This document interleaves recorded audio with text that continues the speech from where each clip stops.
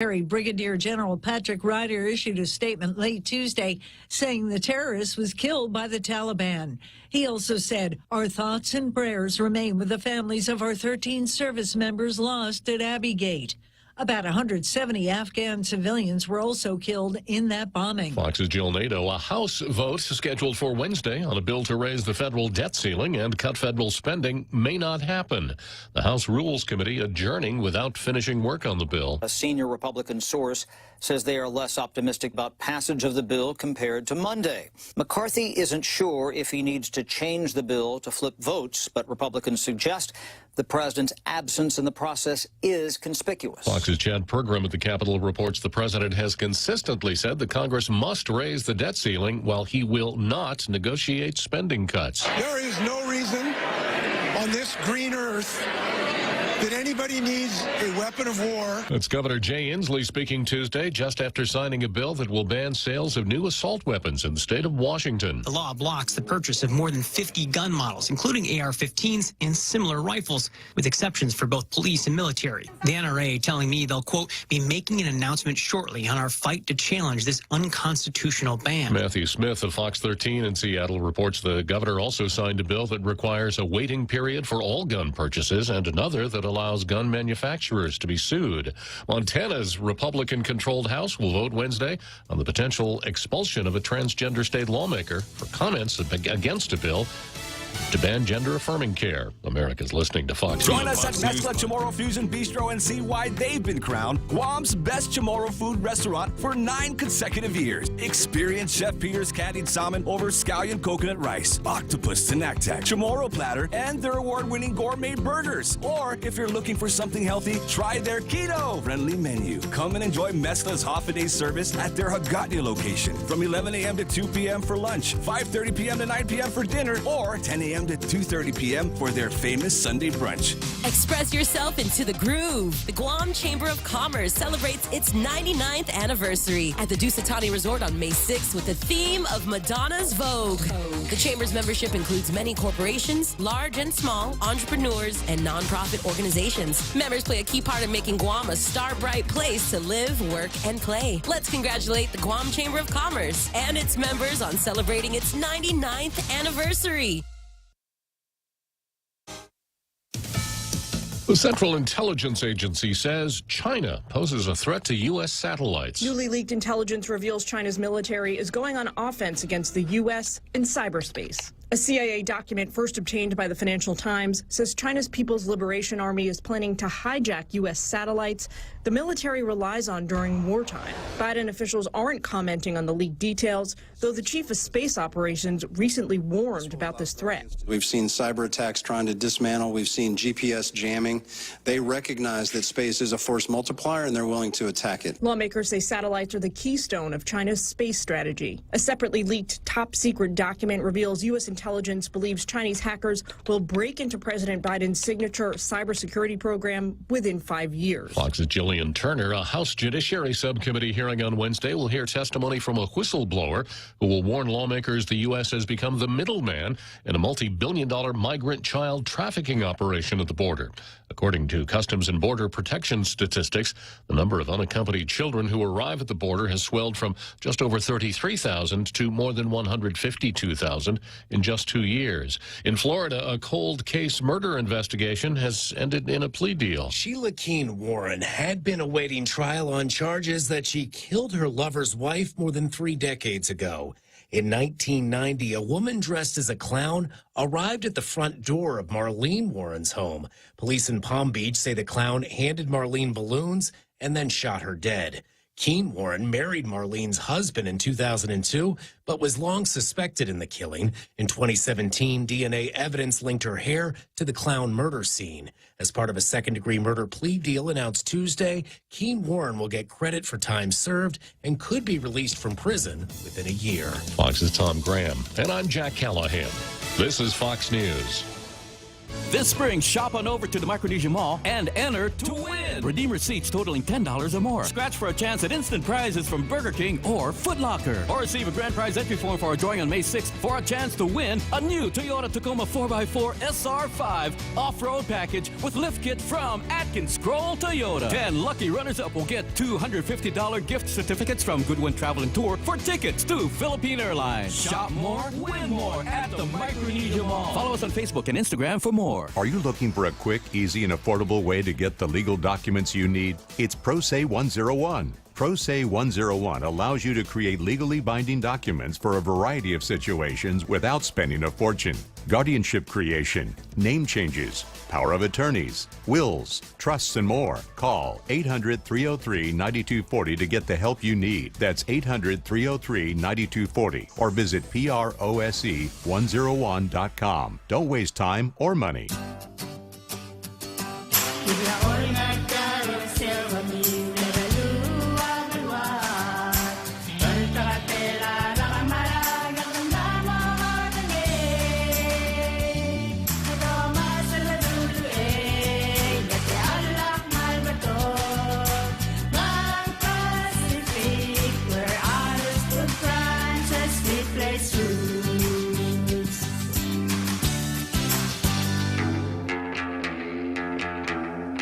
Welcome to Tall Tales with Bob Klitzkie, the only show on talk radio where common sense is a lot more common. Phone lines are now open at 888-TALK. That's 888-8255. And now, The Point proudly brings you Tall Tales with Senator Bob Klitzkie. A well-regulated militia being necessary to the security of a free state, the right of the people to keep and bear arms shall not be infringed. And I say that every day, no matter what color shirt I'm wearing. On Monday, I wore a red shirt. And I'm a gentleman of contrast, Jose, so today I thought I'd wear an orange shirt. How dare you? So I was hoping you'd say, you know, Bob, orange really favors you. It does. It's systemic. Yeah. It sticks to you. Is your microphone working, Jose? Testing, yeah. I can just barely hear you. Oh, I'm here. Yeah, speak up a little bit. Okay. Yeah, how's this? That's better. All right, let's take a look and see what nonsense the Daily News is running in its editorial page today.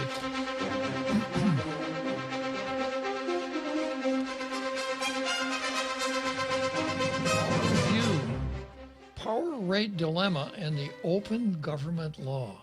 Power rate dilemma. The recent attempt to roll back power rates raises an interesting issue with the open government law. With the price of fuel at record highs over the past year, Guam Power Authority customers have been paying record prices for the fuel surcharge known as the Levelized Energy Adjustment Clause, also known as the LEAC. The LEAC makes up the highest part of the power bill and allows GPA to recover the costs of fuel. It was raised 3 times between July and November of 2022. Even with Programan Ajuda para Tauta Energy Credit Program, which has been contributing $100 a month to all of our bills, the added expense is hard to manage for a lot of families. So it was a major relief last week when the Guam Power Authority announced it could afford to charge less for power. The price of fuel oil and diesel for the power plants has dropped from its peak last September, and GPA General Manager John Beneventi told the Consolidated Commission on Utilities that the fuel surcharge could be cut so that the utility could break even. GPA proposed lowering the fuel surcharge from May through the next January, which would allow the average residential customer to save about $61 a month. Our celebrations were short-lived. On Monday morning, we learned the Public Utilities Commission which must approve the reduction, did not have the rate reduction as part of its agenda for Friday's meeting, which was already published. PUC Administrative Law Judge Fred Horecki said GPA never asked the Commission to consider the adjustment. The proposal announced last week was too late to allow for notice required under the open government law. By requiring proper notice in specific agenda items, open government laws prevent many backroom shenanigans as secretly introducing or repealing regulations that could be unpopular or raise debate. Governments and communities around the country have proven time again that if they aren't watched closely, they will make moves that benefit select individuals or companies and hurt the public at large. Proper notice allows the community to participate in its government. No, it doesn't. It doesn't allow the community to participate in its government. It allows the community to watch its government. Under Guam's open government law, all actions that are taken at meetings that aren't properly noticed are null and void, and officials can face significant penalties for knowingly violating the law. The situation with the fuel surcharge is unusual because we have a move that would provide economic benefits to every person in the community. But that move can't be made because of a law that also protects the interests of every person in the community. We got to get rid of this open government law, Jose. Why don't they just put it on the potential agenda list? Yeah, I was thinking the same thing. Yeah. Yeah, so every time the PUC meets, they could put potential agenda, possible rate decrease. Then they won't have to put open. Exactly. But the move can't be made unless because of a law that protects the interests of every person in the community, and that raises other questions. Why was the announcement not made before it was too late to put on the agenda? Surely GPA officials knew the trend of fuel prices at some point before Thursday. Well, they schedule their meetings too, don't they? Yeah. If it was a matter of not raising the issue until Thursday's meeting, why are meetings timed in such a way that issues raised at one meeting are already too late to be dealt with at the next meeting? Doesn't the public for whom these agencies and commissions exist deserve better? Now, this is an outfit that can't even put out a daily newspaper. Wow, yeah. Right? True. Yeah. April Fool's Day. This is the kettle calling the pot orange. Exactly. If the fuel costs are high and we need to foot the bill for fuel recovery costs, we will. But if we don't need to pay higher bills, can meetings be rescheduled or delayed so that tens of thousands of customers can benefit? I suppose. But, you know, I've remarked more than once that one of the benefits of Public Law 36-34 is that it requires boards and commissions and the legislature to plan. They can't just call a meeting and then make it up as they go along.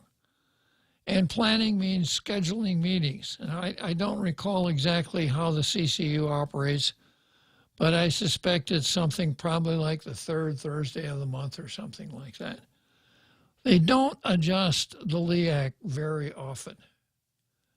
So to come along and say, well, you know, we should anticipate that we're going to adjust the LEAC every month. I don't know. I think that maybe the Daily News ought to write about something else there. Especially since they can't get out a daily newspaper anymore. They can't get out editorials every day of the week. And when they do, it's something like this. I'm not understanding the complaint in this editorial or the criticism. They were transparent about their agenda. Something came up after the agenda was made, so it can't go on a meeting. That's exactly how it's supposed to work. Exactly. It might be inconvenient and you might not like it, but not everything is a perfect system. But this is a much better system than not knowing what's going to be on the agenda for these public hearings or these public boards. Absolutely. Absolutely. Now, maybe they're saying, well, the PUC should have postponed their meeting, and the PUC should have written to the CCU and said, CCU, send us your, and that still would have dragged it out a couple of weeks. It's kind of a nonsensical editorial. Okay, since the Post is not writing editorials anymore, I'm always looking around for something to fill that hole. And this is something that I got out of the National Review from a guy named Wilfred Riley.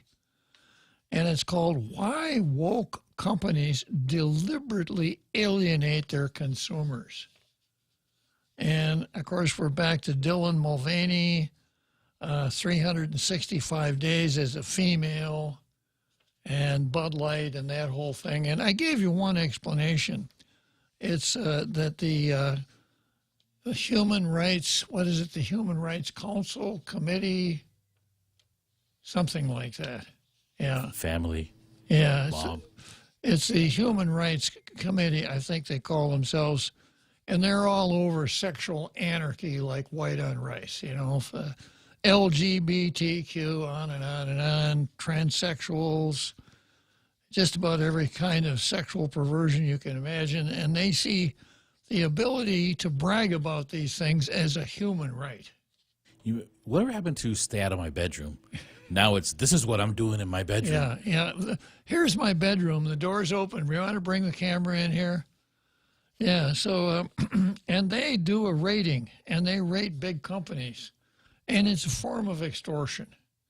At least the big companies think it's a form of extortion. They think that if they get a low rating from the HRC, it's going to hurt business. So they jump through these hoops and become woke.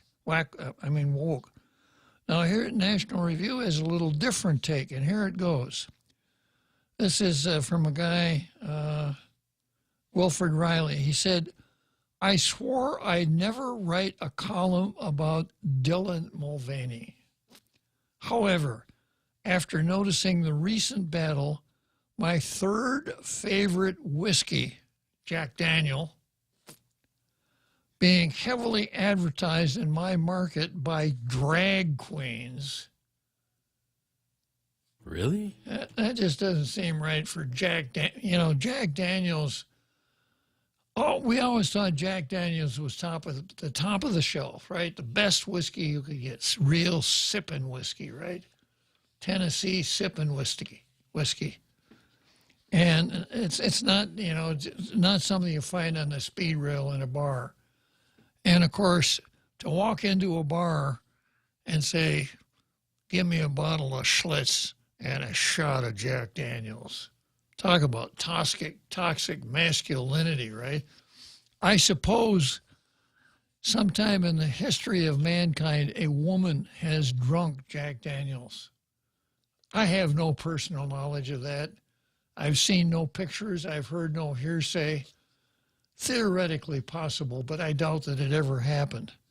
But Jack Daniels being heavily advertised in my market by drag queens, I can't help seeing him as a part of a broader phenomenon. That's Dylan, right?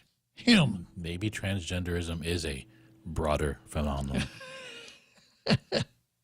Beep your horn, Jose. Give yourself a drum roll.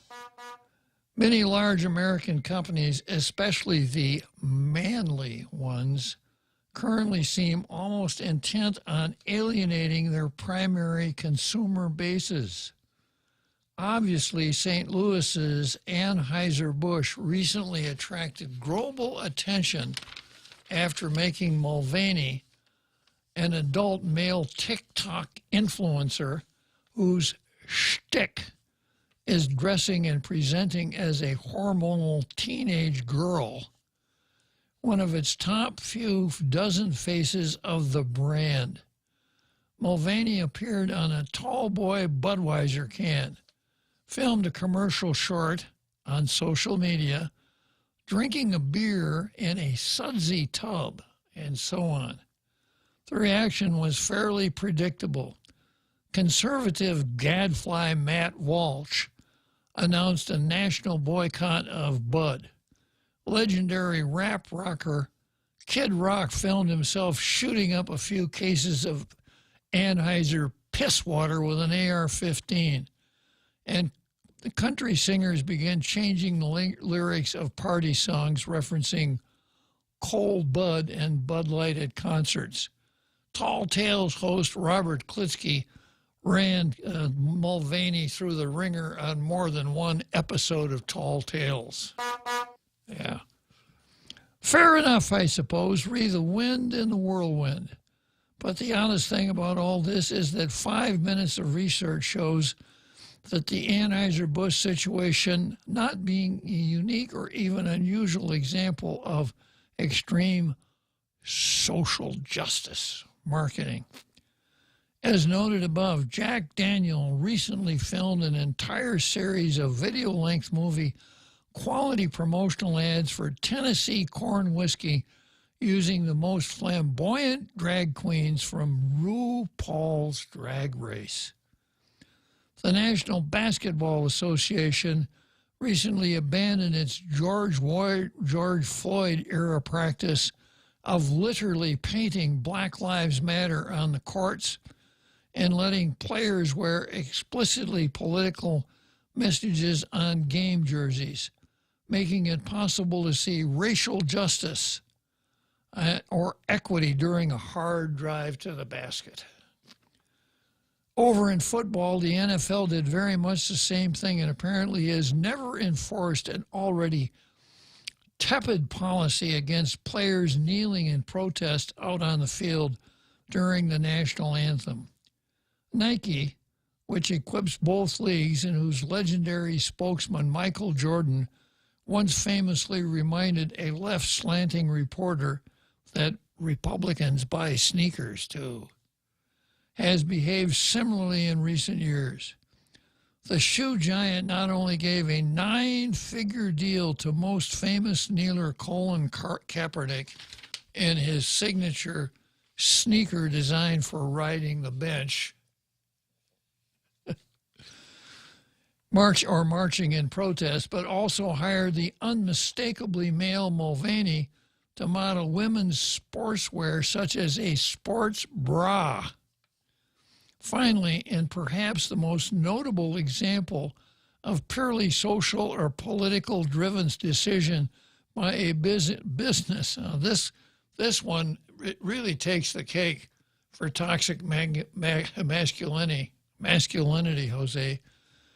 A politically driven decision by a business, Dick's Sporting Goods, opted in 2018 to stop selling guns, despite the fact that there was no upside in our economic analysis, they said. The results of all these logically bizarre decisions was pretty much what one would expect. In 2020, one debatedly scientific but very large end poll, which made it into the Daily Caller, found that 90% of football fans would be less likely to watch NFL where the players visibly knelt before games. And in fact, television ratings for Football League did not drop more than 10% during the kneeling era, although the NFL has tried frantically to blame this on other imaginable causes. The NBA has faced similar smaller-scale issues with even famous coach Phil Jackson of the old Chicago Bulls recently saying that he no longer watches many games because they're too annoyingly political. More empirically, Dick's move flatly lost millions. Dick's move flatly lost millions. When they stopped selling guns, they lost millions. In the first year having given up gun sales, the company lost $250 million in revenue. And Bud? She lost billions with a B, at least temporarily. although the causal proof here is difficult, plunges in the overall Anheuser-Busch stock price in the initial stretch for the beer boycott translated to a loss against cap of $5 to $6 billion in real money. So now we have the obvious question. Why are these decisions ever made in the first place? Well, on the center-right politically, I'm not particularly prudish or naive, and I have no real problem with drag queens and gay bars or noisy civil rights protesters, so long as they're not in the Tennessee or Montana legislatures or on the campus of Wellesley. But even Stevie Wonder would see,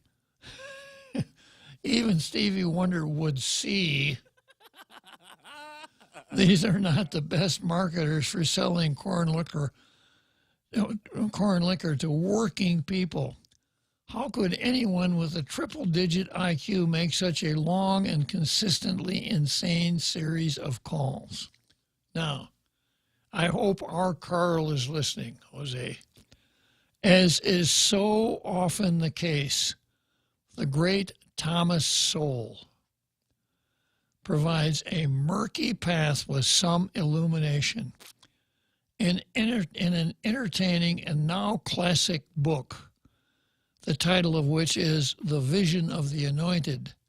Sowell makes the point that many members of the Western ruling classes, including professors, media figures, politicians, and senior executives, no longer like or understand the people they are expected to lead. Almost universally, such would-be lairds are upper middle class and upper middle or upper class in background from the two coasts or at least one of the megacities around the Great Lakes. Now, you know which city that is, right? Chicago. Educated at elite Ivy on down universities and well-versed in trendy social theory, letting you know my pronouns are. Sowell claims, using a great deal of empirical data, that these folks, and the way they spell folks is cool, F-O-L-X, folks, Latinx folks, right. That way it's any gender you want, right? Tend to think of other Americans not as peers and countrymen so much as the benighted. And other more modern synonyms come easily to mind. Deplorables. Remember Hillary and her basket of deplorables? Bitter clingers. Obama's bitter clingers to their guns and Bibles. Yeah. From flyover land. In anointed, benighted discourse, the goal of the anointed isn't an honest exchange of views, so much as teaching the benighted what the new truth is, changing and broadening their provincial little minds. It's hard not to see a great deal of this dynamic, specifically in the Dylan Mulvaney case.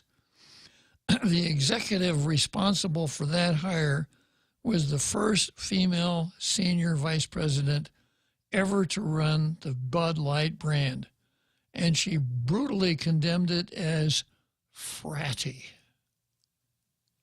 and in need of some seasoning in a non-viral podcast interview. So she said the problem with Bud Light, it's too fratty. You know, guys hanging around the frat house, give me another Bud Light. Kind of toxic masculinity light, as it were. Even if that was true, that was the market she thought she could edge her way in with this transgender. Well, like the author here is saying, she figured she could keep the market but teach them something. They'll keep drinking Bud Light, but she wants them to be a little bit more gender conscious. Wrong. So how could regular citizens interact with brands that seem to hate or despise them? A short answer might be, don't. At least enough for C-level executives to recognize that you notice what's going on. After the stock price plunge of Anheuser-Busch, the Mulvaney advertising campaign was withdrawn, and the VP responsible for it was placed on what one suspects will be a lengthy leave of absence. So ordinarily, Jose, we think that only boxers and politicians catch one-way tickets to Palookaville. It looks like advertising VPs can too. Even for the longer term, should you care this much about the politics of consumer goods, there are plenty of alternative visions of pretty much every product. The NFL might admittedly be an exception. In a capitalist marketplace such as America's, some are conservative. The Daily Wire created the now booming Jeremy's Razor brand in response to the surprising wokeness of companies such as Harry's Razors and even Gillette. And I remember when Gillette, came, this was maybe 2 or 3 years ago, they came out and fathers were supposed to teach their sons, not how to shave, but how to be more gentle and more kind and more like girls, basically.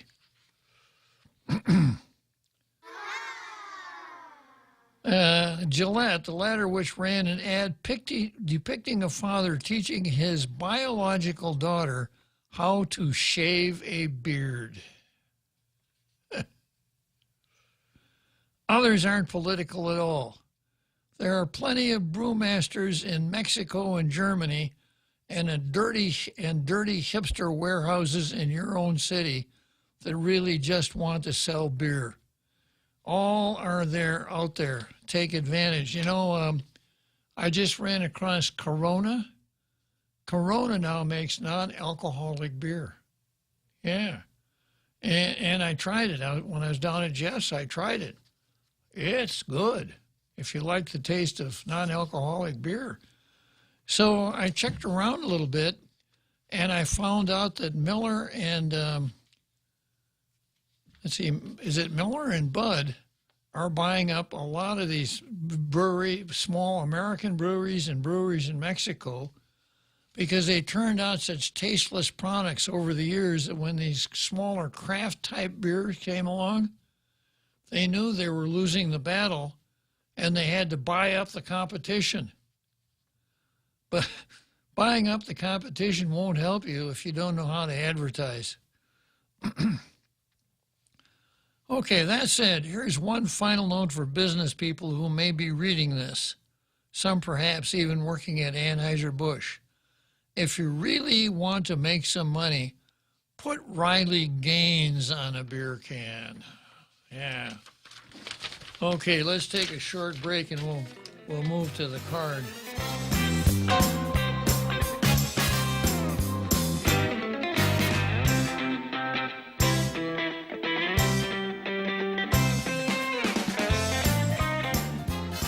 Half a day. This is Claire Manglona from Security Title with an important warning. Wire fraud is real, and home buyers and sellers are one of the biggest targets, even on Guam.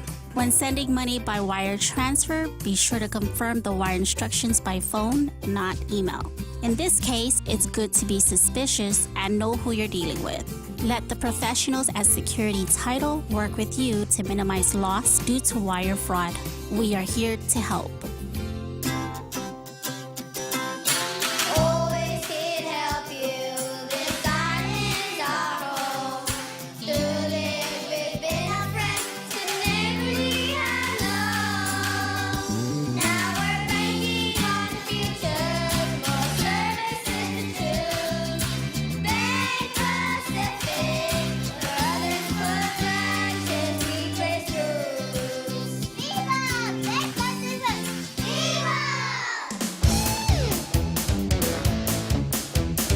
Now, more Tall Tales with Bob Klitzkie.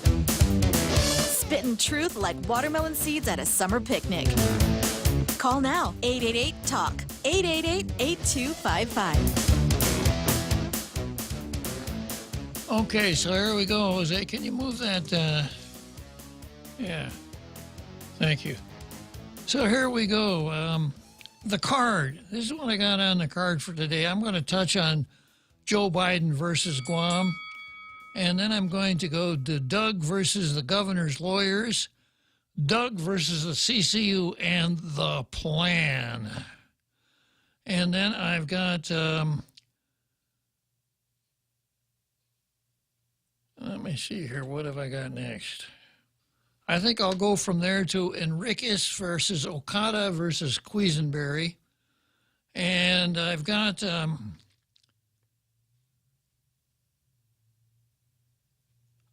Beth Murphy versus the Cubs, but I better save that for the seventh inning stretch. And then the AG versus Jansen and the GV board versus the Carl, excuse me. Okay, so Joe Biden versus Gov Guam.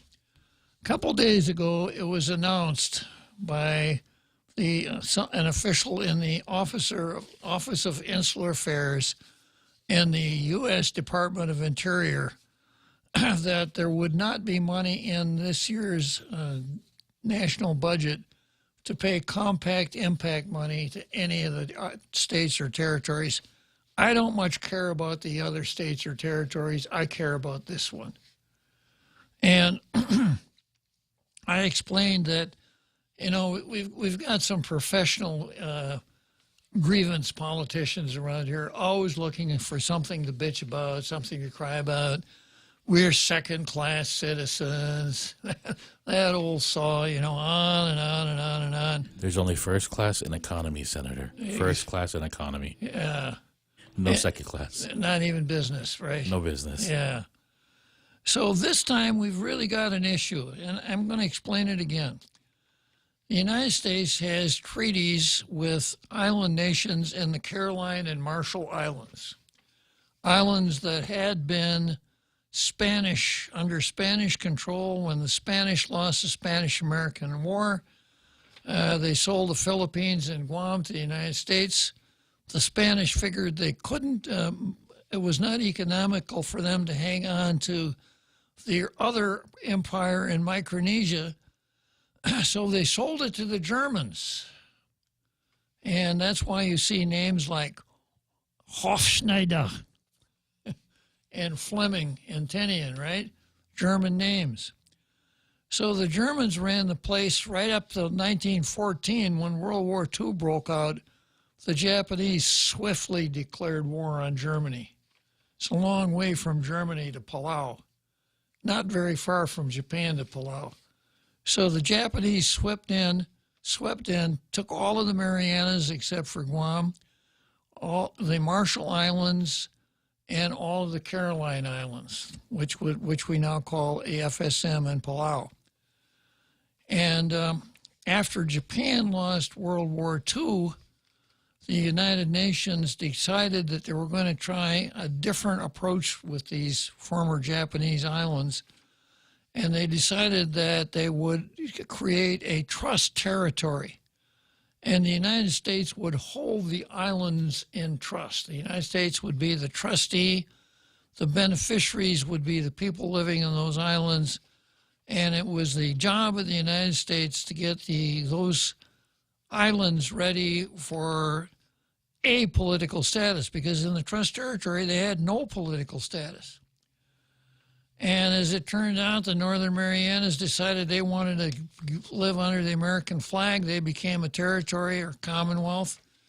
And the other three island groups became independent states, independent countries with treaties with the United States called compacts of free association. And the key to those compacts were that the three independent countries said, we will only let American military come to our islands. We'll not let the military of anybody else come to our islands. And in return, the United States did a lot of really nice things for those islands. As an example, the United States Postal Service runs the post office in those countries. So if you are in Pohnpei, you can mail a letter using American stamps. It's regular U.S. mail. And for that part of the world, that is significant. If they had to run their own postal services, it would be exorbitantly expensive. And a lot of federal grants are available to the freely associated states. And men and women in the freely associated states can enlist in the United States Armed Forces, and a bunch of them do, and it's a great opportunity for them. And people who live in the freely associated states can travel to Guam, be admitted to Guam without visa, not as permanent residents, not as non-immigrants, but as habitual residents. And they can stay here so long as they keep their noses clean. That is an extremely important item for the folks in the FSM, because they have a lot of unemployment, and the way to reduce unemployment is to ship people up here. And the way the job market goes here, folks from the FSM, from Palau and the Marshalls can get jobs. So if you scrape the paint and varnish off it, what you have here is the United States engaging in a foreign policy initiative with 3 independent countries that allows the United States to maintain a defense posture in those 3 countries in return for doing some nice things for those 3 countries. Allowing people from the freely associated states to come to Guam as habitual residents without visas is a really wonderful thing for them. And it's an important part of the United States foreign policy as far as the Indo-Pacific is concerned. So I think it's fine that the State Department is thinking along those lines. But why do we have to pay for it? It's your foreign policy. It's not our foreign policy. We don't have a foreign policy, remember? We're not a nation state. So we were drawing compact impact over the years. It was never enough. I think we've got like 10,000 people from the freely associated states here now. And as was pointed out the other day by, I can't remember his name, you'll remember his name, when people come as habitual residents, they have children. Was it Mark? No. Phil. It's No. either Phil or Mark. No, it wasn't either one of them. It'll come to me in a second. So he pointed out that those children, of course, are birthright citizens. Jesse. Jesse, yeah. Which further adds to the head count here on the island, right? And obviously not a short-term gain, but, down in the southwest border of the United States, back in the time that I was going to the University of New Mexico and was an UNM basketball fan, one of UNM's top-ranked guards was a guy named Gabe Nava, played for the University of New Mexico.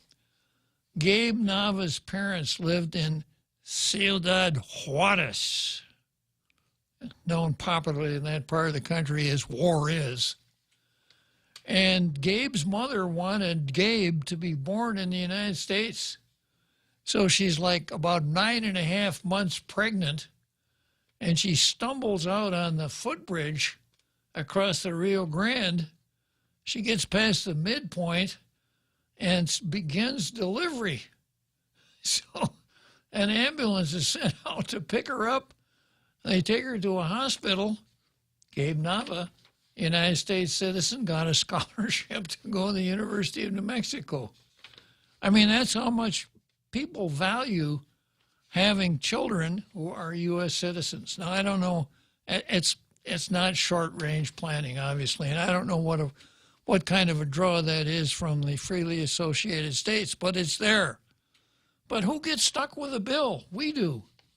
So when this came out that the Biden administration said, we're not going to do that compact impact anymore, we're just going to get FSM folks into the other social programs that are available. Now, how is he going to do that? It seems to me like he's going to need to go to the Congress to do that, although he's pretty shifty with executive orders. But how much support do you think there would be in either House of Congress to cut another group of non-U.S. citizens into, the various social programs? Republicans certainly aren't going to like it because they're always kvetching about the border. And the states that have a lot of people that cross the border, what we used to call illegal aliens, are probably going to say, if you do it for them, you better do it for these guys too. So the chances of that legislation getting through Congress right down there around slim and none. So there's only one way for him to do this, and that's for Joe Biden to tell his emissary to the freely associated states, make it a treaty provision that habitual residents shall be treated the same as U.S. citizens for all social programs. If it's a treaty, that's let me see if I can find that part of the U.S. Constitution.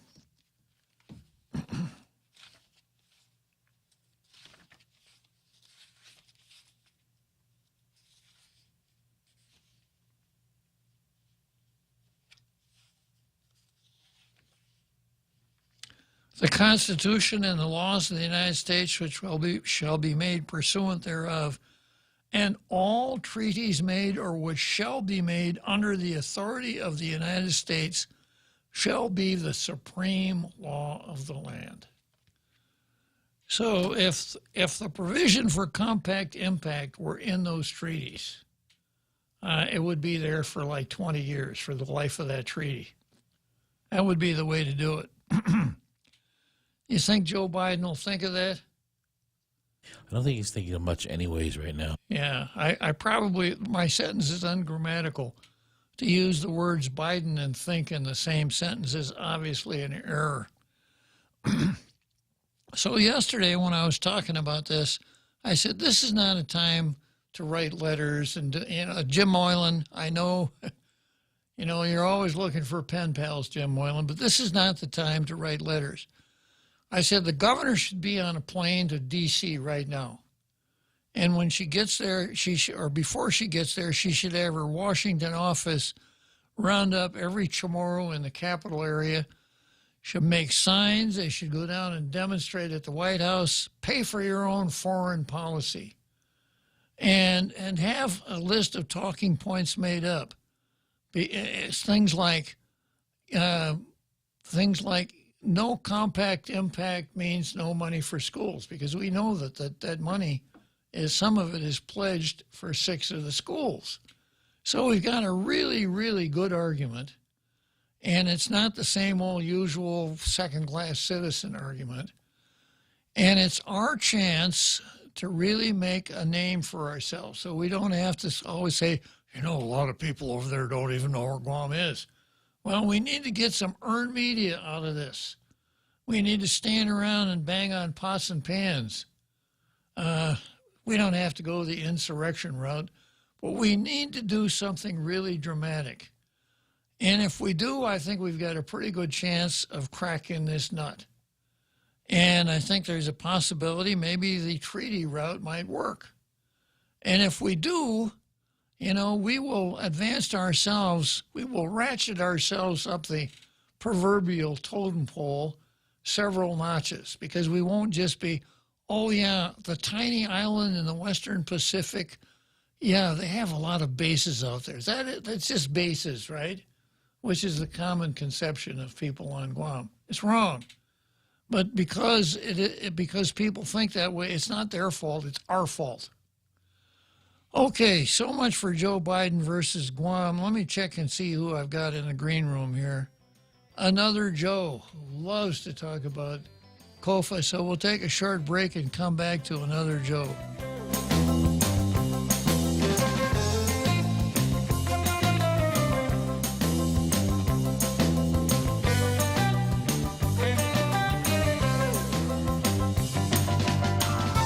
Join us at Mezcla Chamorro Fusion Bistro and see why they've been crowned Guam's best Chamorro food restaurant for 9 consecutive years. Experience Chef Peter's candied salmon over scallion coconut rice, octopus tinactac, Chamorro platter, and their award-winning gourmet burgers. Or if you're looking for something healthy, try their keto-friendly menu. Come and enjoy Mezcla's half-a-day service at their Hagåtña location from 11 a.m. to 2 p.m. for lunch, 5:30 p.m. to 9 p.m. for dinner, or 10 a.m. to 2:30 p.m. for their famous Sunday brunch. Half a day. This is Claire Manglona from Security Title with an important warning. Wire fraud is real, and home buyers and sellers are one of the biggest targets, even on Guam. When sending money by wire transfer, be sure to confirm the wire instructions by phone, not email. In this case, it's good to be suspicious and know who you're dealing with. Let the professionals at Security Title work with you to minimize loss due to wire fraud. We are here to help.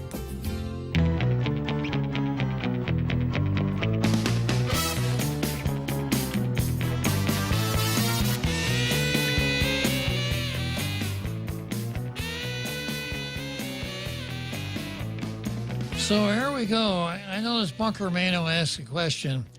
Guam shouldn't have to bear the burden of housing them, meaning Gulf citizens, in our prisons. Deport immediately.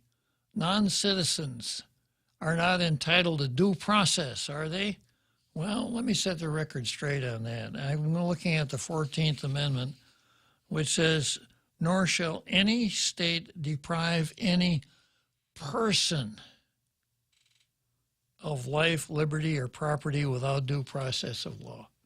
There are only a couple of sections of the Constitution that refer to citizen. And again, I love this country. You know, you talk about a free country, the freedom extends to persons. You don't have to be a citizen of the United States to have freedom in this country, because due process clause, like I said, it extends to persons. And it extends to people here who are here as habitual residents. Now, as far as deportation is concerned, anybody who's convicted of a serious felony here, maybe a not so serious felony, upon serving his time will be deported back to his home. But he's got to serve his sentence. There is some people who think, well, you know, what we could do is commute the sentence, shorten the sentence, and then deport them. I'm not crazy about that idea. I don't think that because you're from the freely associated states, you should get a get-out-of-free jail card. You know, then you're going to have people say, yeah, you know, this thing about rape and long prison. Yeah, but if you're from our island, you'll spend a couple of years in jail, but then they'll deport you. And you get a free ticket back home. No harm, no foul. Okay, so let's see what another Joe wants to tell us about compact impact. Go ahead, another Joe. All right, good Bob. So you were talking about thinking out of the box, really. And I seem to recall some state governors putting individuals crossing the border along Mexico tickets to Martha's Vineyard, was it? Uh-huh. So what I was thinking is more along the lines of give them a airline ticket or a bus ride to Delaware. Wasn't Biden a senator of Delaware? He was indeed. Go to his hometown and we'll set up office there to process them into whatever services they need in that particular Biden's hometown in Delaware, and give them everything they need. Sign up for everything in that town. I understand, another Joe. It's a really good place to get your laptop repaired. Yeah, exactly, Uncle Bob. So that's just a thought there. And anyway, so I'll just keep listening. Thanks for your time. Thanks, another Joe. Yeah, that would be poetic justice, wouldn't it? But thank you, another Joe. Another Joe is pretty creative sometimes. Okay, let's go on to the governor versus, as you were, Doug versus the governor's lawyers. And this ran in the Daily News. The attorneys who helped the governor negotiate a proposed long-term lease for military land at Eagles Field, quote, did not do their job, according to Attorney General Douglas Moylan, who told lawmakers even an inexperienced attorney should have understood the legislature needed to be involved in the agreement. The legislature Tuesday morning held an oversight hearing on the proposed long-term lease, which Moylan last month refused to sign off on, stating its provisions are unenforceable. Governor Leon Guerrero, who wants to build a government medical complex at the Mangilo site, has until April 30 to sign the agreement. Otherwise, the military plans to keep the 112-acre property for future military use. And then it turns into a pumpkin. It does. Lawmakers invited the governor to Tuesday's hearing to provide an update on the proposed lease and medical campus, but Leon Guerrero and Tenorio declined to attend, telling lawmakers there are no new details to share, and the only person we could send would be the custodian at Government House, and he's got too much to do and can't be spared. Moylan, who attended Tuesday's oversight hearing, told lawmakers the proposed lease agreement was so flawed he considered it dead on arrival. It's as though it had COVID. And that it cannot be fixed unless lawmakers are involved. This clearly should have been rejected, Moylan said. Moylan said the main problem with the lease is that lawmakers never appropriated funding to support its provisions. A 2021 Guam law allows the governor to build a medical campus on a lease-to-own basis and provides annual appropriations. But Moylan said that law applies only to a project built on Gov Guam land, not on leased land. Senator Brown asked Moylan what would happen if the governor signs a lease agreement without legislative support. Where do we go from here, Brown asked. I think the public should have some say with regards to whether or not they want to partner with the military in the construction of the hospital. The problem that the governor would have moving forward is that the processes of government require not only that the legislature have participated in the appropriations, but the Attorney General's signature has to be written on a written contract, Moylan said.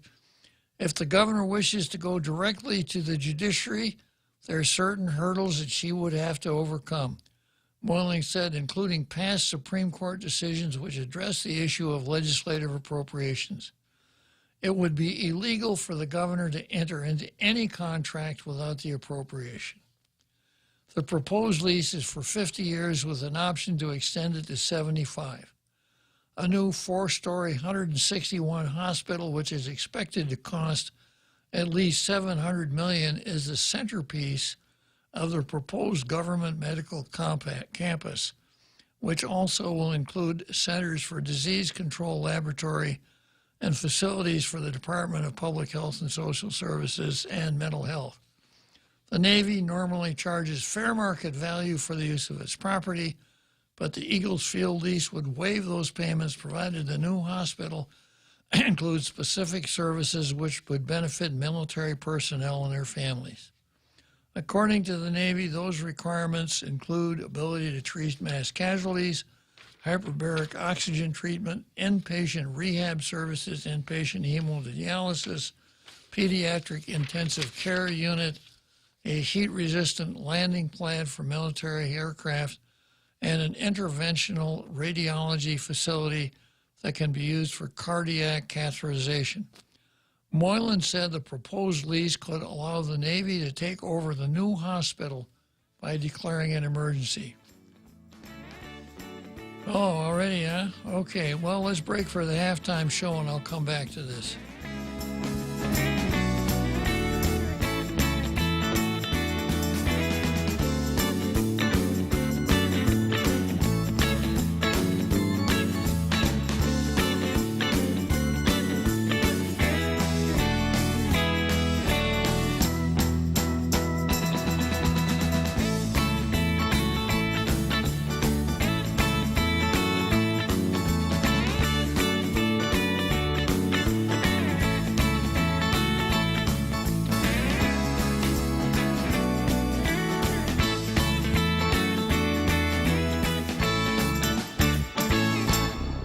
The Point is KUSG, Hagåtña, Guam, 93.3 FM and 104.3 HD3.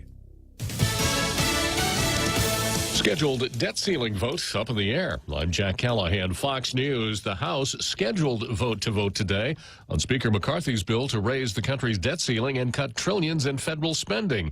But that vote is in doubt. The effort to get President Biden to negotiate spending cuts unsuccessful so far. There's some mounting pressure for Biden to meet with House Speaker Kevin McCarthy, who has said a clean bill to raise the debt ceiling without spending cuts in the budget just can't pass. There aren't votes for it. Even centrist Democrats, though, are urging the president to sit down with the House leader. But the president is playing this game of brinksmanship, too, putting out a message through the Office of Management and Budget that even if McCarthy's debt plan reaches his desk, clearing not just the Republican House, but for that to happen, the Democrat-controlled Senate, too, the president would veto it. Fox's Jackie Heinrich at the White House. The House Rules Committee adjourned late last night without finishing work on the bill. A senior Republican telling Fox News the speaker doesn't have the votes to pass it yet. The president of the country's largest teachers union faces tough questioning by the House Select Subcommittee on the pandemic today about her role in pandemic-related school closings. House Republicans gearing up for their chance to grill teachers union boss Randi Weingarten over her role in pandemic school closures, the same closures that are being blamed for some of the lowest testing scores we've seen in decades. 2 years of looking at the screens, 2 years of not having a normal kind of routine and rhythm. Recovery is really tough. That was Weingarten in 2022 admitting the consequences of those school closures that the Republicans on the COVID subcommittee argue went on, quote, longer than necessary. Just a year before Weingarten made those comments, it was discovered that the union suggested language that actually did wind up in the CDC's school reopening guidance in 2021. Fox's Marianne Rafferty. America is listening to Fox News. Join us at Mezcla Chamorro Fusion Bistro and see why they've been crowned Guam's best Chamorro food restaurant for 9 consecutive years. Experience Chef Peter's candied salmon over scallion coconut rice, octopus tinactac, Chamorro platter, and their award-winning gourmet burgers. Or if you're looking for something healthy, try their keto-friendly menu. Come and enjoy Mezcla's half-a-day service at their Hagåtña location from 11 a.m. to 2 p.m. for lunch, 5:30 p.m. to 9 p.m. for dinner, or 10 a.m. to 2:30 p.m. for their famous Sunday brunch. Always here to help you. This island is our home. Through the years, we've been a friend to the neighbors we have known. Now we're banking on the future. More services to choose. Bank Pacific, where others put branches, we place roots.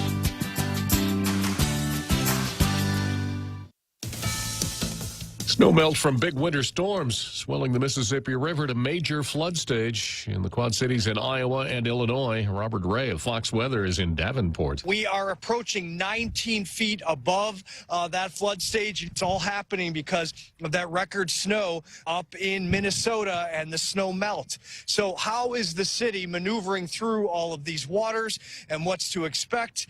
And frankly, it's not a good thing that this weekend we are going to go over 20 feet. Let's listen to what the mayor told us about that. That's a significant flood. We don't have very many of those. The record back in 2019, 22.7 is what the crest was. This Sunday into next Monday, potentially almost 22 feet. In California, most of the Yosemite National Park will be closed starting this weekend ahead of the Merced River likely overflowing its banks after record winter snows in California. A jury's been seated, opening arguments heard in the civil lawsuit against former President Trump over an alleged sexual assault more than 25 years ago. A 9-man, 3-woman jury was seated early Tuesday afternoon, and opening statements quickly commenced in the case. Carol alleges the former president raped her in the dressing room of a luxury department store in New York City. Carol went public with the claim almost 3 decades after she said it happened.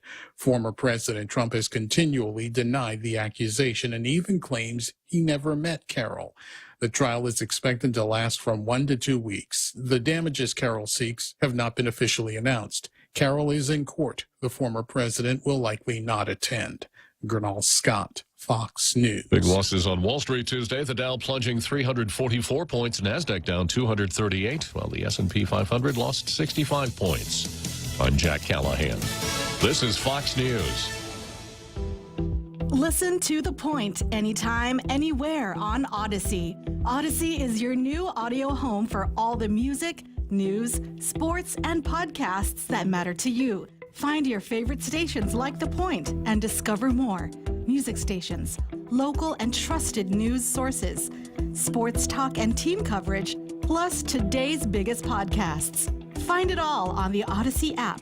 AUDACY. Half a day. This is Clara Manglona from Security Title with an important warning. Wire fraud is real, and home buyers and sellers are one of the biggest targets, even on Guam. When sending money by wire transfer, be sure to confirm the wire instructions by phone, not email. In this case, it's good to be suspicious and know who you're dealing with. Let the professionals at Security Title work with you to minimize loss due to wire fraud. We are here to help. Express yourself into the groove. The Guam Chamber of Commerce celebrates its 99th anniversary at the Dusatani Resort on May 6th with the theme of Madonna's Vogue. The Chamber's membership includes many corporations, large and small, entrepreneurs, and nonprofit organizations. Members play a key part in making Guam a star-bright place to live, work, and play. Let's congratulate the Guam Chamber of Commerce and its members on celebrating its 99th anniversary.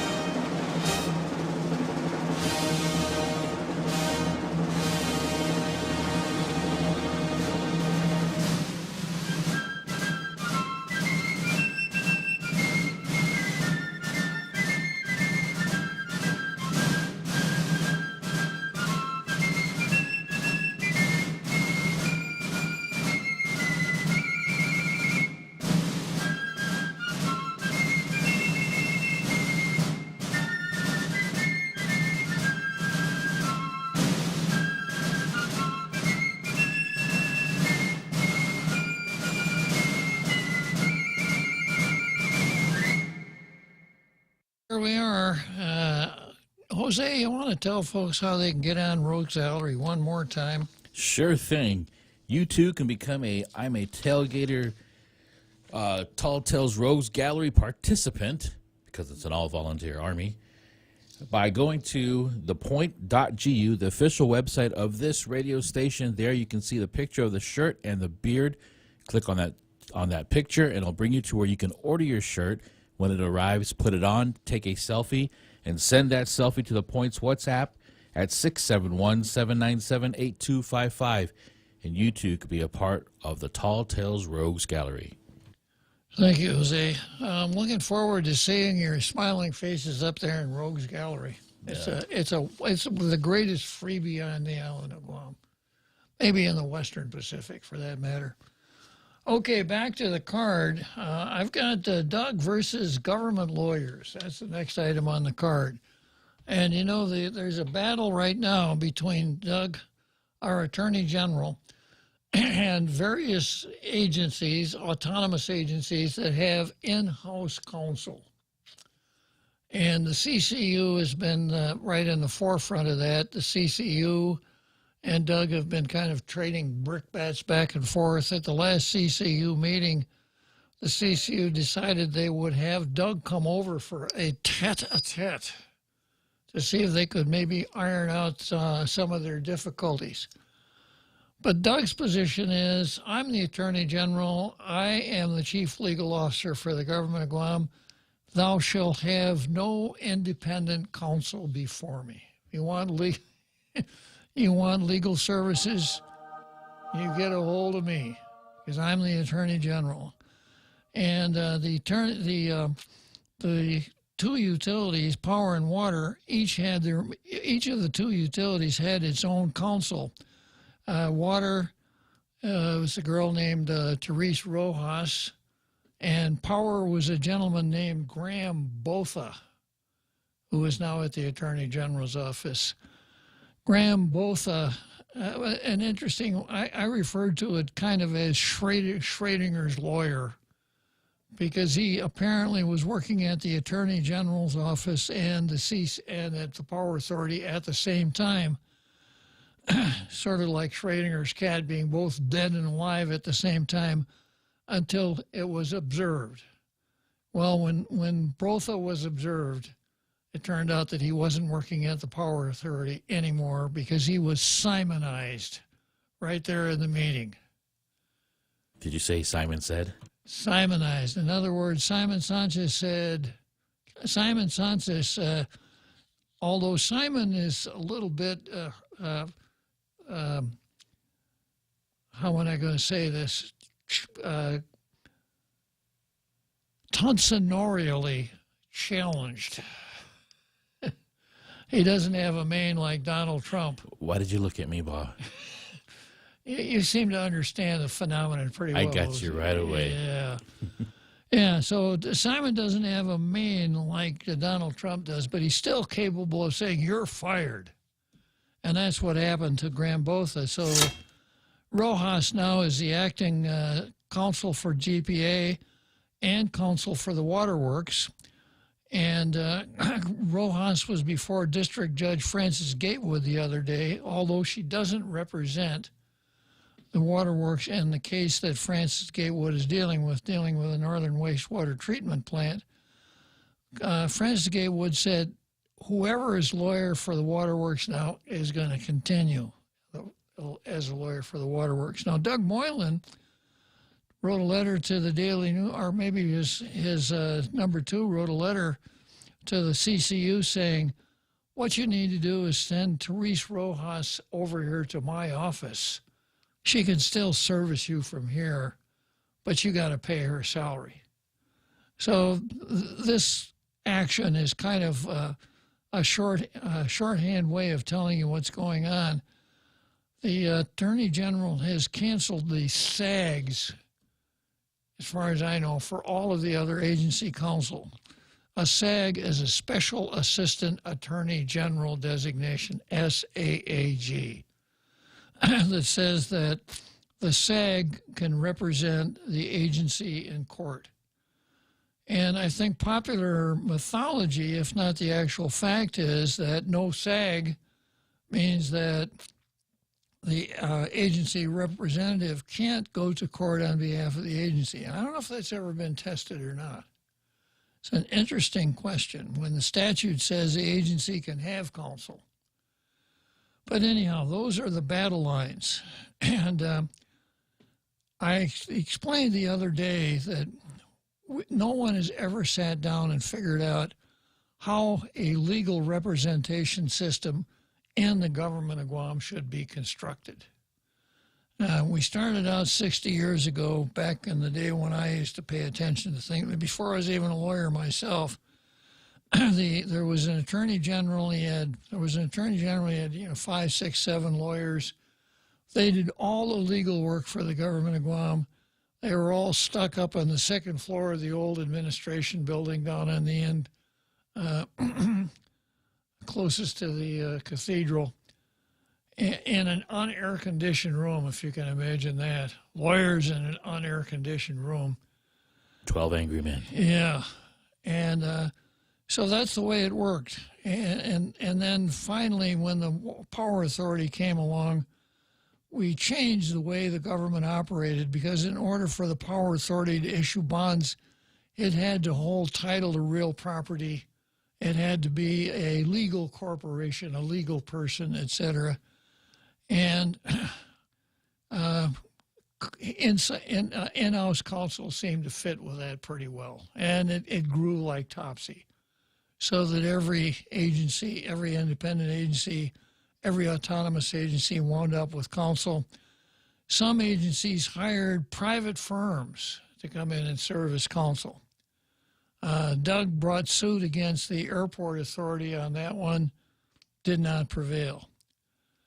So that's where we are. So we've got Doug who says, I am the chief legal counsel for the government of Guam, chief legal officer of the government of Guam, and Power and Water are saying, you know, we got some really complicated, high-powered stuff going on here, and we're in the middle of long-term negotiation.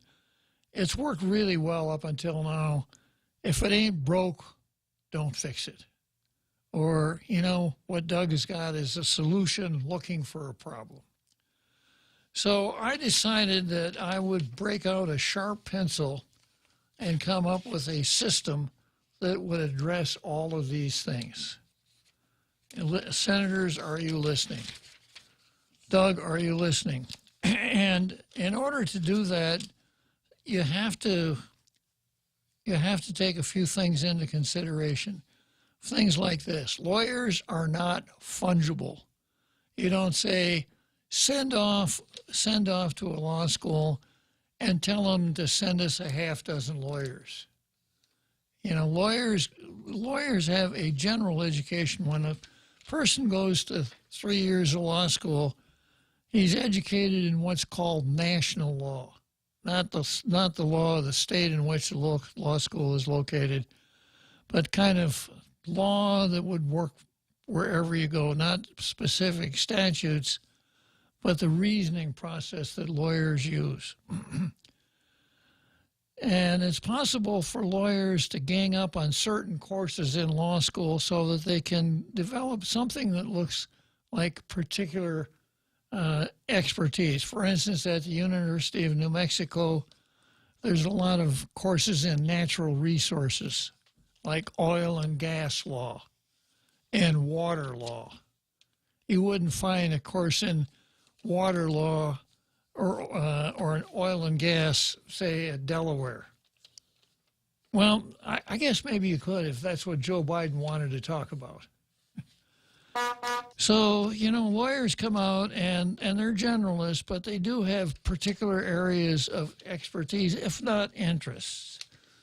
And some lawyers don't want to be anything but prosecutors.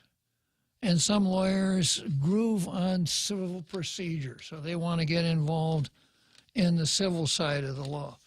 But in order to run a good attorney general's office, you need to have all different kinds. You need to have what Adam Smith told us about when he started the Industrial Revolution.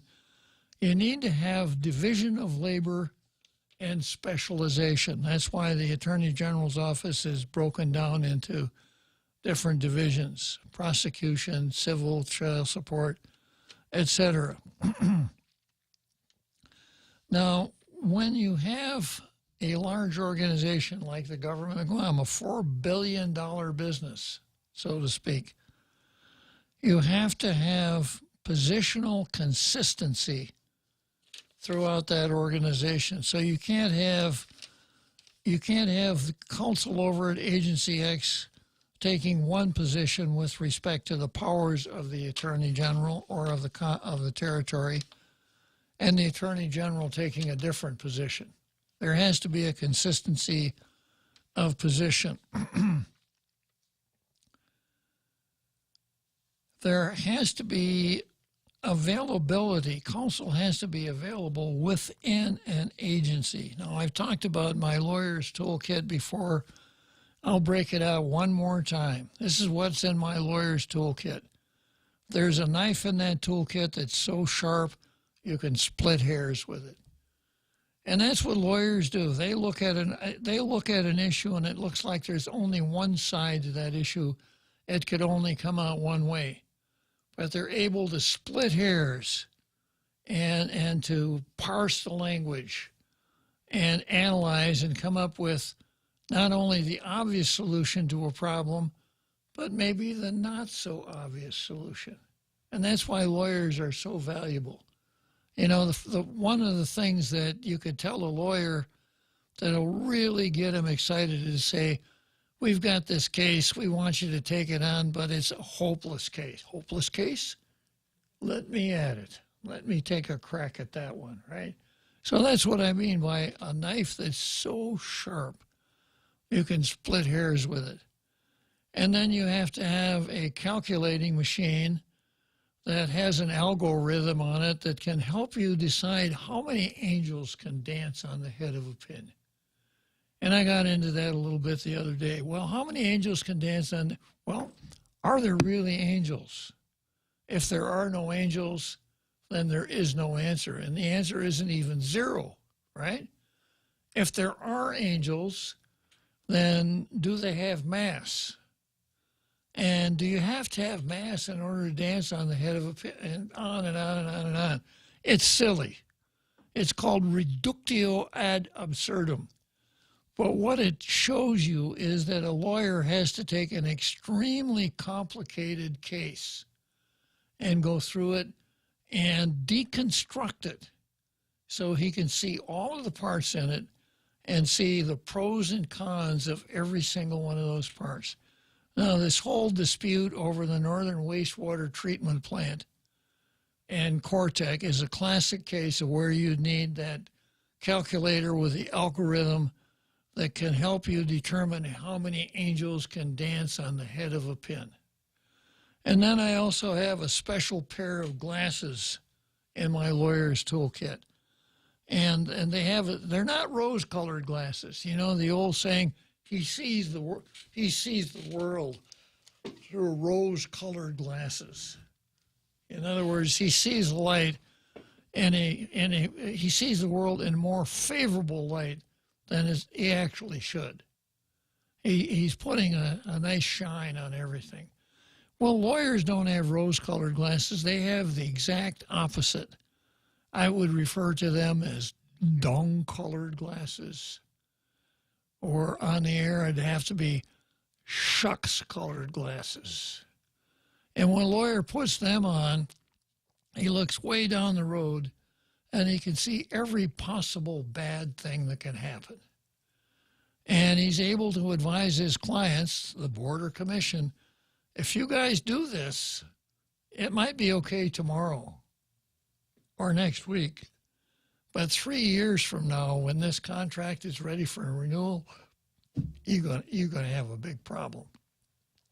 Now, I haven't figured out the tool that should go in my toolkit for the next thing that I think is super important, and that's this, that in order for an agency to get the max benefit out of counsel, counsel has to be integral to the decision-making process of that agency. I would say it like this. A lawyer for an agent, for a board or commission, has to be in that agency right where the heart pumps. So if it's power and John B. and his henchmen are making decisions like what to do with the LEAC, all of these other things that, that are really important, that lawyer needs to be there as that decision is made. She can't be over at the Attorney General's office in a cubby hole. And now here's going back to fungibility of lawyers. I've been told by agency heads before, how do you get along in rev tax without counsel? Oh, if we need a lawyer, we just call the Attorney General and he sends one over. How do you know that you're going to need a lawyer? Oh, we know, et cetera, et cetera. Well, that's the problem. Unless you are a lawyer, things are going to happen where you need a lawyer and you're not going to know. So it can't be, we depend on the layman, a lay board like CCU, no lawyers on CCU, like GURA, Public Utilities Corporation, Commission, et cetera, and all these other boards and commissions, we depend on them to spot legal issues, and they can't do it because they're not lawyers. So if the business plan is this, when an agency needs a lawyer, he lets the Attorney General know, and there'll be a lawyer at the Attorney General's office that will help. That cannot work because a lot of really important stuff is going to get away, and it may be irretrievable once it gets away. Because that lawyer has to be part of the decision-making process. Now, Doug makes a really good point. And his point is this. He says that lawyers that are hired by boards and commissions tend to owe their allegiance to the board or commission because that's where they see their mail ticket coming from. And does this temper the kind of advice they're giving to the board or commission? Could they give advice to the board or commission that might be wrong just to stay on the right side of the board or commission, whereas people from his office not only are not going to do that, but they got a hotline to the prosecutor. So if it looks like the board or commission is going to do something to break the law, prosecution comes along pretty easily. On the other hand, I've been there myself. I've been agency counsel to the police department, and that's what I mean when I say right where the heart pumps. Scamby had a management team. I was part of the management team. I wasn't a cop. I didn't want to be a cop, but I did understand the personnel law of the government of Guam, the procurement law of the government of Guam. Constitutional law was not something that was foreign to me, etc. So when it was necessary, I was able to pipe up in these meetings and say, well, here is a point you might want to consider. So I've seen it from that side. And then when I was the director of education, dealing with the Board of Education, I had in-house counsel and good counsel. And I'm a lawyer myself. But even I recognize that if you're going to do that job, if you're going to be the director of education, you got to be the director of education. You can't have two hats. Well, I'm the director now, but I'm going to hang that hat up and no, you can't do that. So that's why I'm saying that I can really understand the necessity for in-house counsel. And it can't be a take a number type thing. That's what I had to face at the Department of Corrections, because one lawyer was supposed to be servicing corrections, police after I left, and public health. So when I would talk to that lawyer, well, you know, I got to do this for public, and I got to do that, and I got to do the other thing. And how does the fourth and never sound to you, Bob? Is that the best you could do? Well, maybe I could do it one day early. So it's kind of figuratively, you know, taking that number and sitting around till your number is called.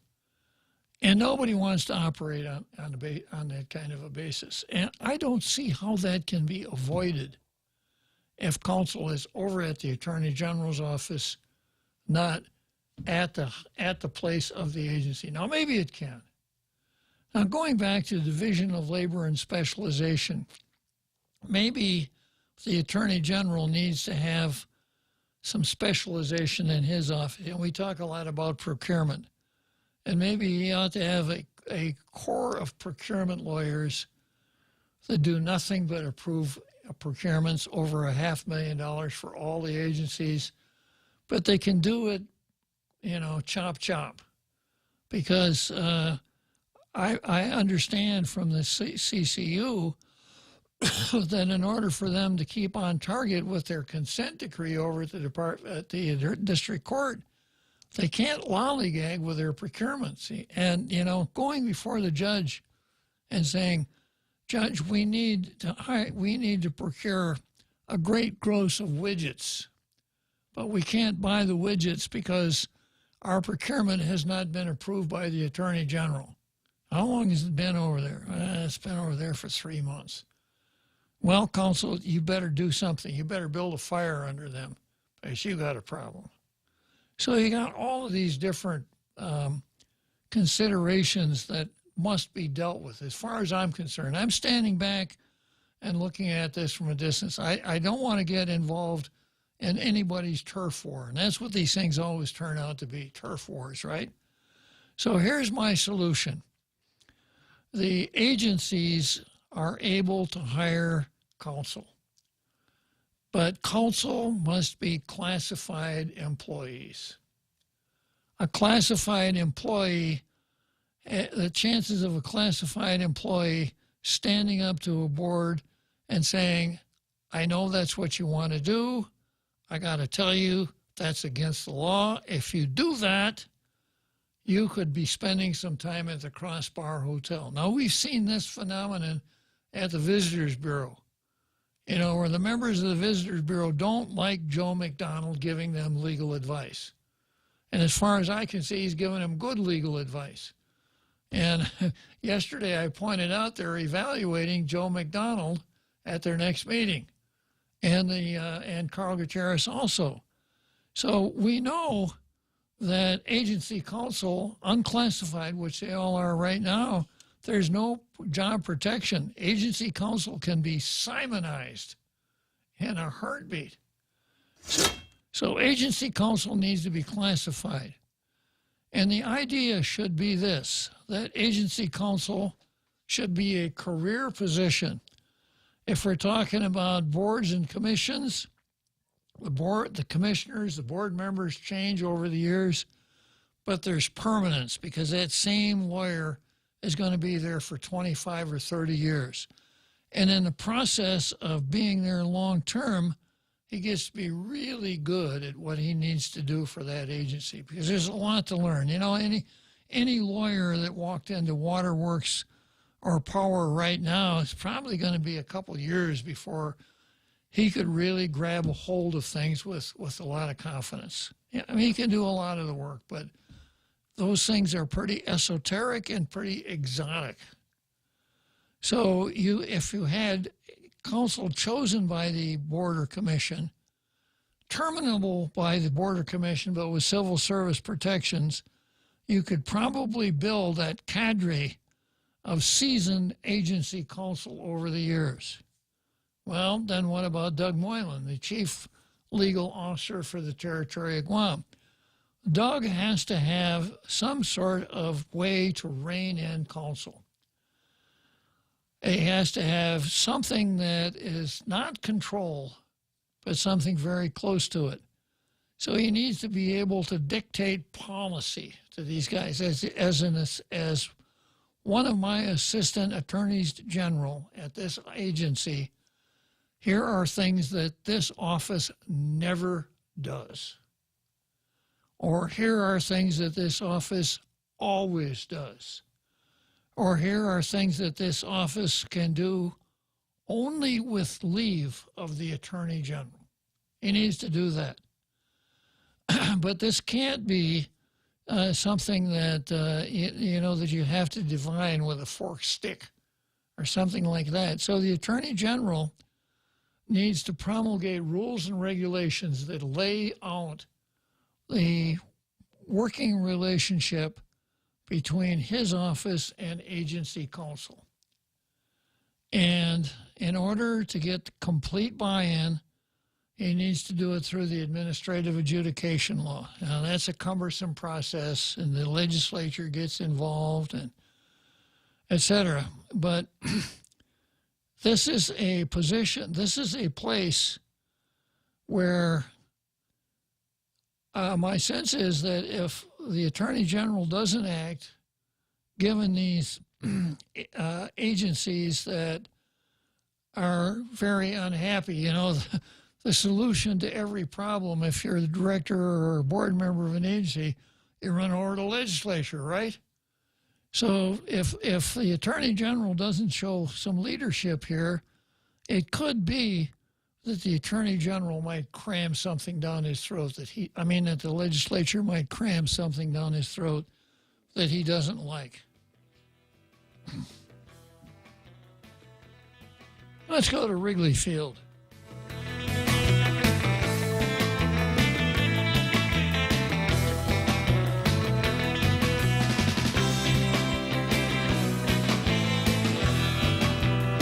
In an uncertain world, you have to stay a step ahead. ProSe 101 provides you with the legal documents you need to protect yourself and your family. With ProSe 101, you can access a variety of do-it-yourself legal documents to save you time and money. Wills, trusts, divorce, power of attorney, and much more. They also offer free marriage and relationship counseling. Call 800-303-9240 to learn more. That's 800-303-9240. Or visit PROSE101.com. This spring, shop on over to the Micronesia Mall and enter to win. Redeem receipts totaling $10 or more. Scratch for a chance at instant prizes from Burger King or Foot Locker. Or receive a grand prize entry form for a drawing on May 6th for a chance to win a new Toyota Tacoma 4x4 SR5 off-road package with lift kit from Atkins Scroll Toyota. 10 lucky runners-up will get $250 gift certificates from Goodwin Travel and Tour for tickets to Philippine Airlines. Shop more, win more at the Micronesia Mall. Follow us on Facebook and Instagram for more.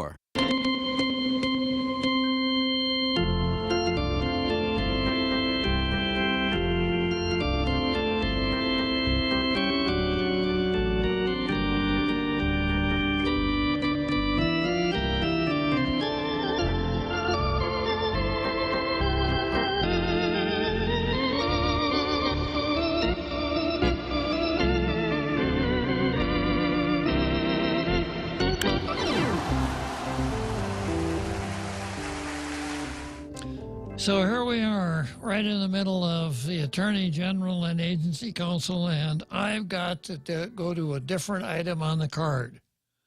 This is Beth Murphy versus the Chicago Cubs. Beth Murphy, owner of Murphy's Bleachers at Waveland and Sheffield Avenues. Waveland is a street that goes adjacent to the first base side of Wrigley Field.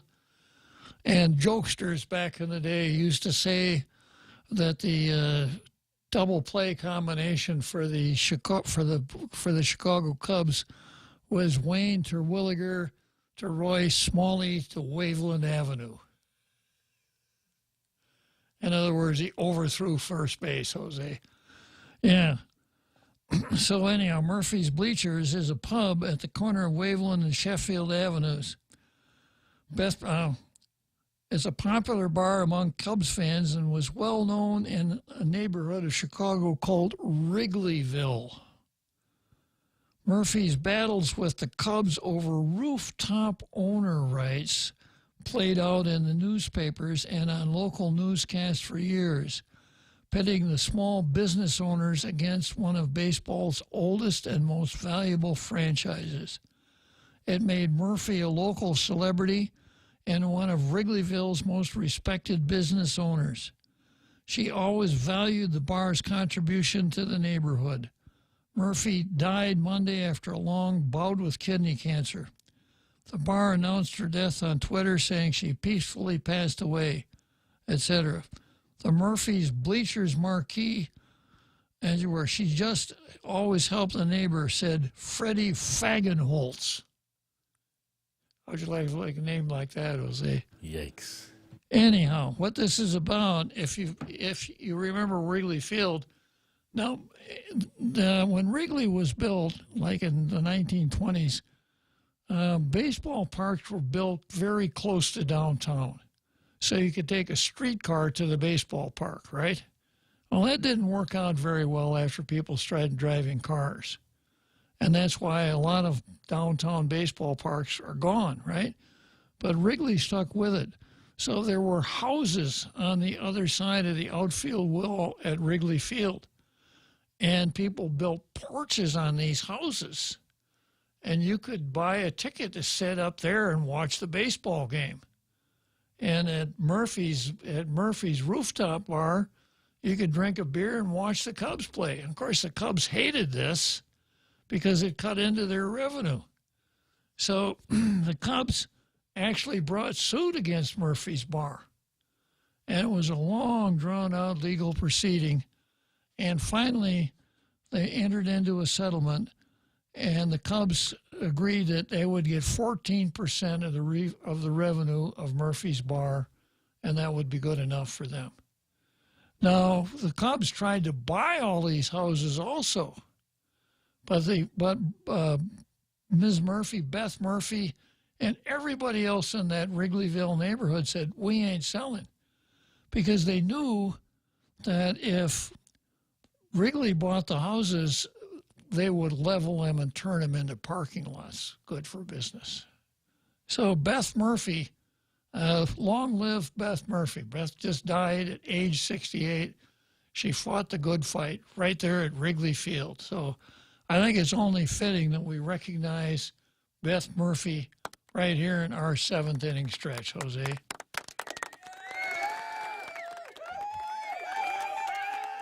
Beth Murphy, rest in peace.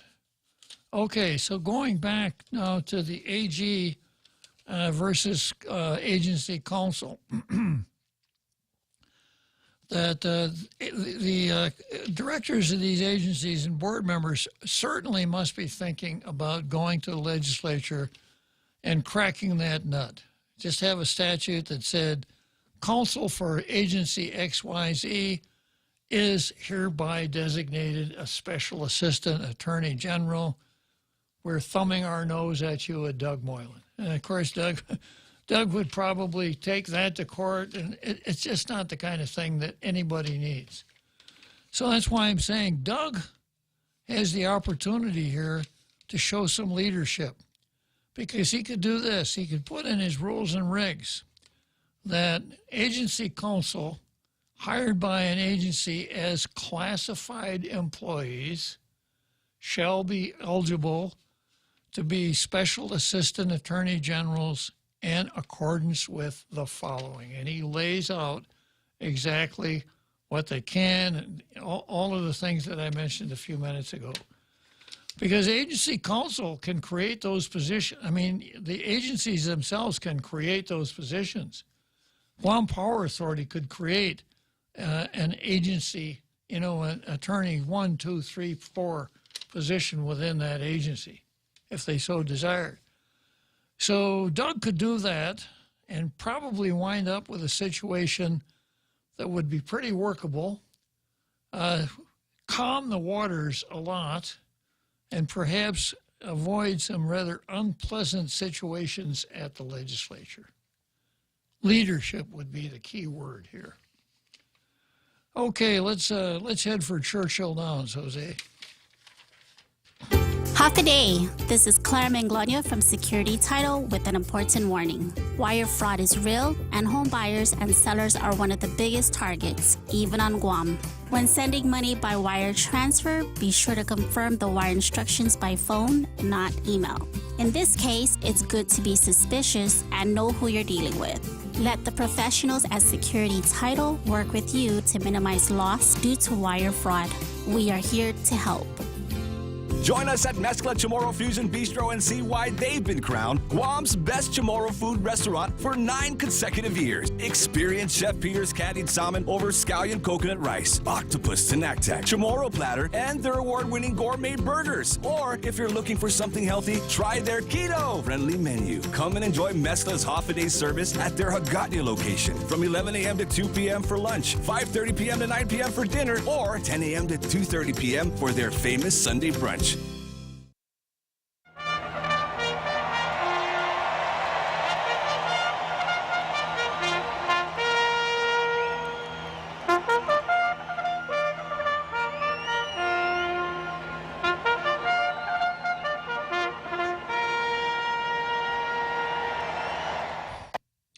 Okay, so here we are, Churchill Downs, 6 furlongs. I crossed the finish line and put a cap on the can for another exciting episode of Tall Tales. I notice I've got a couple of folks in the green room. I've got Repeat, who, believe it or not, wants to talk about A.G. Moylan. What a surprise that is. Pete, have you ever talked about Attorney General Doug Moylan on the show before? I don't think so. I think this would be a first. Wow. Well, go for it, Pete. Well, the last time that Doug was the AG, he had a law made after him when he locked out Alicia Limpiaco from coming into the office. So they had to pass a law for that. And it looks like they may have to fix the law to to clarify the conflict between the enabling acts of the autonomous agencies and the CCU versus the powers of the AG. So it looks like, if anything, Doug does push the limit and pushes the boundaries on things. But if we're going to talk honestly and intelligently about what's really going on, why is all this happening? It's because there was a mutiny at the AG's office, and this is one of his ways to try to strong arm people to come work at the AG's office. I see. So, Pete, you that's a young tailgater you got there, Pete. Yes, it is. Yeah. So, Pete, you just heard my thoughtful, well-developed, comprehensive plan as to how this could work.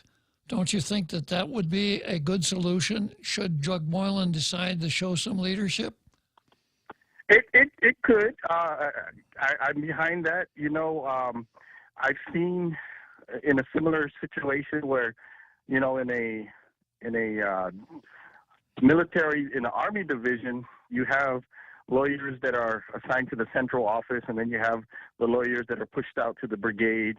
And it seems like every 10 years or so, they feel, oh, you know what, we need to centralize everybody because everyone's too spread out. And then that doesn't work for the brigades because, like you said, they have to be organic.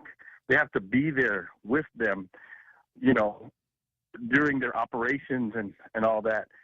Otherwise, like you said, exactly like you said, a lot of balls get dropped. A lot of things get fumbled.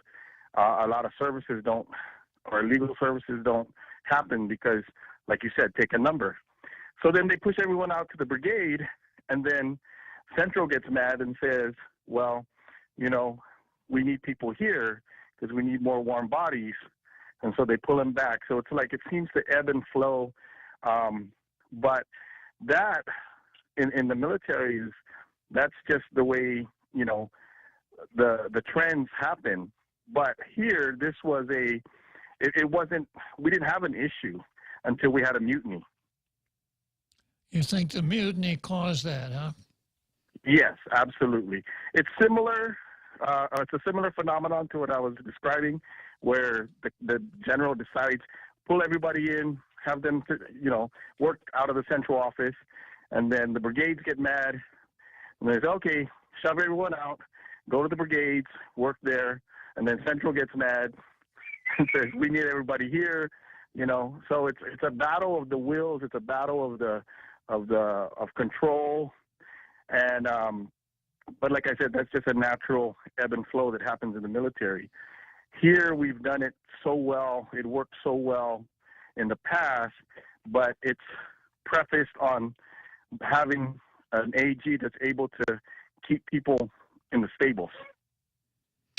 Okay, Repeat. Well, thanks a lot for sharing with us. All right. Thanks, Uncle Bob. And pat that little tailgater there in the background. Pat him on the head. I'm not running for office, so I won't ask to kiss him. Okay, then we've got Flora who wants to talk about AG Moylan. Go ahead, Flora.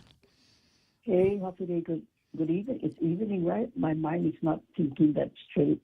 Let's see. Okay. Good evening to you. I actually called in for 2 issues that's on my mind. And actually, Bob, that the first one is my thoughts on a conversation between Doug Moylan and Peter Skroll this morning and at a race show. And then afterwards, Pete Santos called in after Peter Skroll, hung down. I don't know, Peter Skroll, I know him very well. He's a smart person, and he did his homework when he named a specific lady who he said he saw her name on that person, as a person, the signatory for the contract. This is for the Navy and the governor. And he said that lady is not even authorized to sign that contract. This guy, you know what, Bob? This was really an eye opener for me, and I think AG should, meet with Skroll, because Skroll, he did his homework. he even cited many bullet points on federal contract, and I think what had happened was, for some reason, Doug, he stopped short, only saying that it should be done first to find out what the true intention between the governor and the Navy is. If at all this is the time to do his homework. It's very complicated issue. And then for Pete to call in to say otherwise, whatever Peter Stroh talked of, that she does not have authority, blew my mind. I don't know, Pete. He's too fast to talk. He's through this month without explaining what he meant. And that's the one that really bothers me, Bob. It bothers me. This thing is so complicated. It has to move. And, Doug has to realize that, Pete has a lot of very good points. That's just my thought, but I want to say something. The second one, I also have this comment that it really bothered me, about the compact money that is no longer to be appropriated to Guam and the other islands. Jim Moylan said he needs to work, he needs to write to Congress. Why? This is not the time to write to them. This is the time to face them. You know what I'm saying?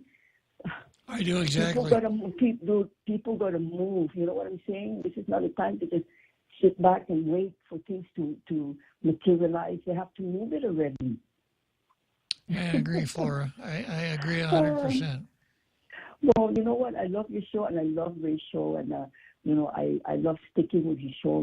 It's very, very informative, and that's what I learned my studies in paralegal, that you got to stick with legal issues, not this shenanigan with too many people calling or whatever, saying what they think is really complicated. Yeah, I do, Flora. Well, thank you very much for calling. It's always a pleasure to talk to you. Thank you, sir. So long. Yeah, Flora makes a good point there. So, something I was going to mention, and when Doug said that the governor's lawyers let him down, and I didn't mention this, but I went through all of those papers, and I'm not sure that the governor even had lawyers negotiating for her. Remember, my supposition was that it was Carlotta, Leon Guerrero, and what's the other girl's name? There are two ladies that do the military stuff over there, Vera Topaznia, that they sat down and negotiated this. And then I wonder who negotiated it for the Navy. I can't imagine the Navy sending, just officers in there other than legal beagles. Now, on this issue about who has the authority to sign a lease, I don't think you could look at a piece of paper and make that determination.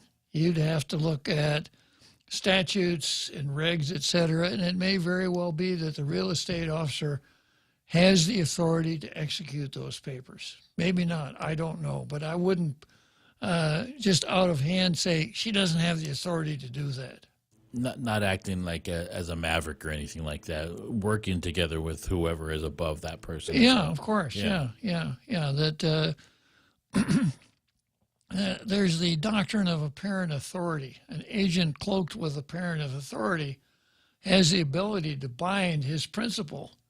So if the admiral sends this over and says, this is our lease, we've signed it, have the Attorney General sign it, and you sign it, the fact that the Admiral sent it suggests to me that that lady is cloaked with apparent authority, if not actual authority, and which I can't imagine the Navy screwing something like that up or trying to fababa us by saying, okay, now you signed it, you committed yourself, but the lease is no good because that wasn't a real person that signed it. That was the guy who delivers beer to the exchange. No, it just doesn't sound right to me. There's standard procedure and all. If anything I know about the military, having grown up as a brat, there is always a process. It seemed silly sometimes, but it's because consistency and uniformity is the name of the game. Well, I remember when I was at Command and General Staff at Fort Leavenworth, one of the classes we were told that the Army is a system designed by geniuses to be run by idiots. Sorry, Dad. Yeah. That's true. Yeah. Now, of course, there'll be soldiers in the field that say, well, they're close, but actually it's a system designed by idiots that can only be run by geniuses. But the Army, which I'm somewhat familiar with, is the Army runs on what are called Army regulations, ARs. And there are ARs in there as to how to tie a hangman's knot and care, feeding, and grooming of a mule. I mean, there's nothing left to chance. I don't know about the Navy. I saw the Navy from a different direction, obviously. But that just doesn't seem, it doesn't seem right at all. So I'm just not sure that lawyers were involved in this thing at all on our side. And that's really pretty scary. It kind of tells you. It's almost as if the governor wants us to think that she drove this vehicle, but it's been the admiral the whole time. Yeah. Well, it looks to me like the vehicle is sitting in the ditch with a flat tire right now. Okay, I got a couple of interesting things on the card here that I'm not going to be able to do. I've got my evaluation of the presidential search, and I wanted to talk about Programming Salapi 3. Yeah, the latest giveaway money program. I'm just not going to have time to finish. What do we got, 4 minutes before the end of the show? I'm just going to take a peek at Facebook, and we'll come back to that tomorrow. Colin Clark is here, and Lonnie Salas. And Colin Clark, what's up with that? Why you got to be like that? Is he talking about me? I have no idea. Yeah. Fill us in, Colin. Yeah. And we got Eric Chong and Lonnie Salas, Bertha Maza Cruz, Bunker Mano, Rico Blancaflor, Henry Manglona. I wonder if Henry's back at... Henry, are you back at Barstow? Remember, he was writing in from Barstow. Edward Buendicho, Bonnie Suba, Brendan Fausto. And Bonnie Suba's talking about cowboy drink. Now, I think the cowboy drink is this, and I've seen people do this, and I think it's absolute stupidity.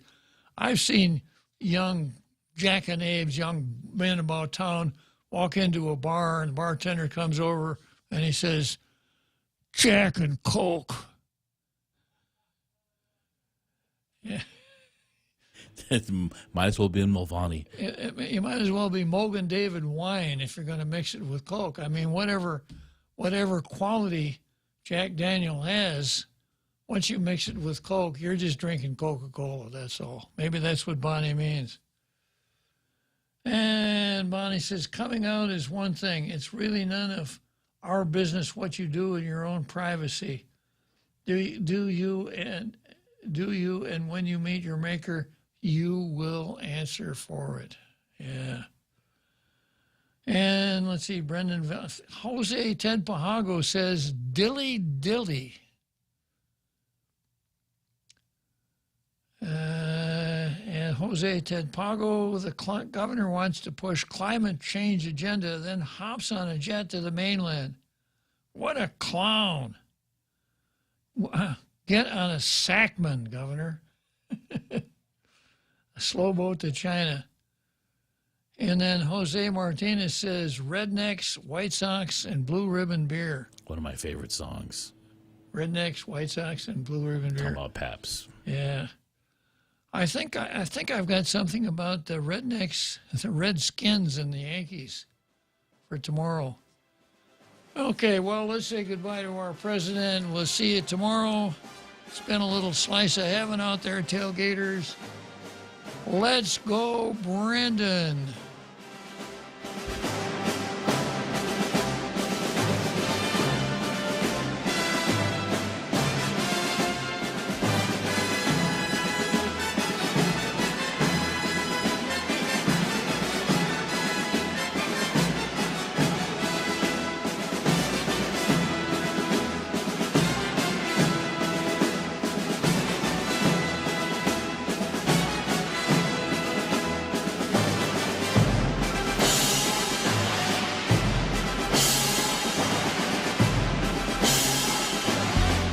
The Point is KUSG, Hagåtña, Guam, 93.3 FM and 104.3 HD3.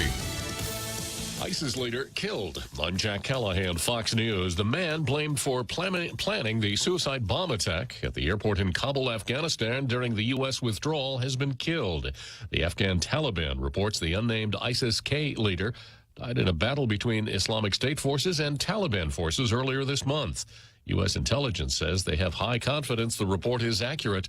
The bombing in August of 2021 killed 13 American service persons. President Biden, as expected, announcing his re-election campaign on video Tuesday. Biden announced his re-election bid on social media with no event or fanfare, no questions from reporters. Officials redirected us to the campaign, citing the Hatch Act. But the only contact we have is a generic email address. Biden's announcement video doesn't mention a single achievement from his time in office, but says he needs 4 more years to finish the job, defending democracy from extreme MAGA threats to abortion rights, voting access, and even Social Security, despite GOP leadership emphatically saying cuts to senior entitlements are off the table. Former White House physician, now Texas Republican Congressman Dr. Ronnie Jackson called the president a disaster. This man is going to get us into a war with China, Russia, Iran, or North Korea. He's incompetent. Dr. Jackson questions whether President Biden will be able to finish his current term. President touted his economic plan before some of his staunchest supporters yesterday at a meeting of the Building Trades Union in Washington. Our economic plan is working. We now have to finish the job, but there's more to do.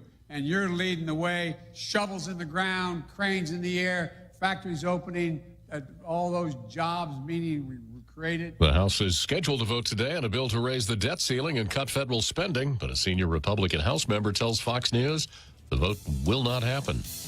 America is listening to Fox News. New from the Fox News Podcast Network. I'm Emily Campagno, and this is the Fox True Crime Podcast. And I had nothing to do with her disappearance. I sit down with the people who lived the nightmares. I was in shock. I was just devastated. The investigators who tirelessly worked on the case. And I really hope that they can catch this guy. Bringing you closer to the story than you ever thought possible. Listen and follow now at foxnewspodcasts.com or wherever you get your podcasts. These are the stories that keep you up at night. From the Fox News Podcasts Network. Listen to the all-new Bret Baier podcast featuring Common Ground, talking to lawmakers weekly from opposite sides of the political spectrum about the issues of the day and how Americans can find common ground in a politicized world. That's just not happening on Capitol Hill. It takes leadership, right? Yeah, it absolutely does. Along with all your Bret Baier favorites like the campaign, the candidates, the all-star panel, and much more. Available now at foxnewspodcasts.com or wherever you get your podcasts.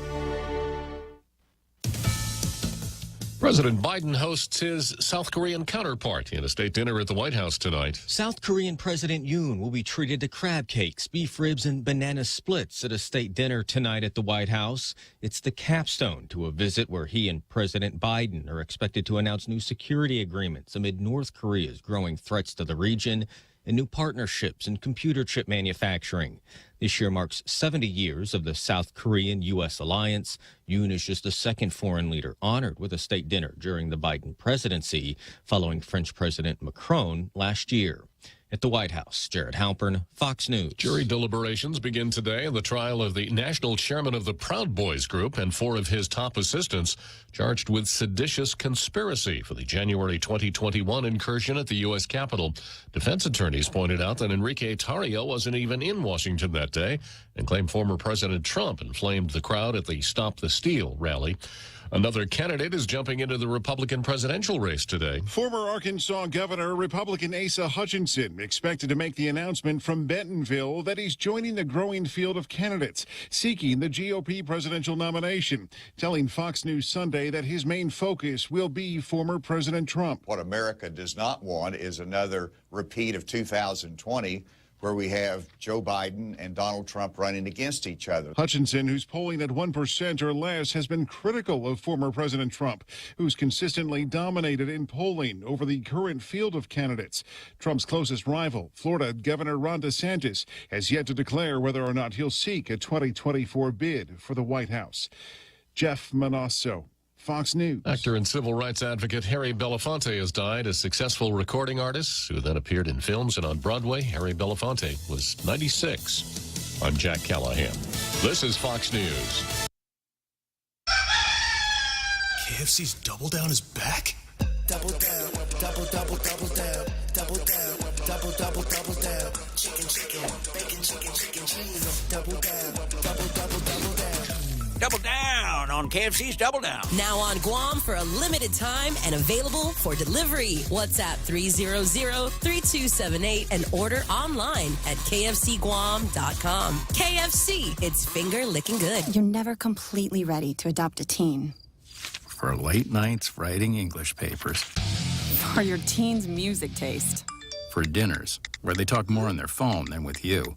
For the first time, they call you mom. You're never completely ready to adopt a teen, and you can't imagine the reward. To learn more about adopting a teen, visit adoptuskids.org. Brought to you by the U.S. Department of Health and Human Services, Adopt U.S. Kids, and the Ad Council.